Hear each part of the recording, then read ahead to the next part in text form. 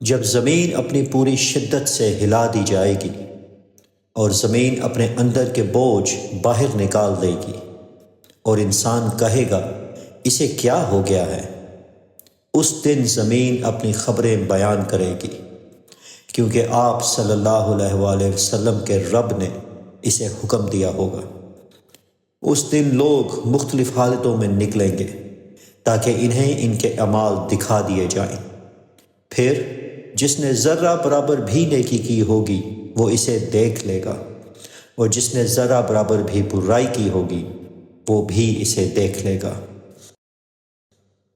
شاید آپ کو لگتا ہو کہ آپ کی نیکیاں بہت چھوٹی ہیں، بہت کم ہیں، ایک دعا، ایک آنسو، ایک صدقہ، ایک سجدہ، لیکن اللہ فرماتا ہے ذرہ برابر نیکی بھی ضائع نہیں ہوگی۔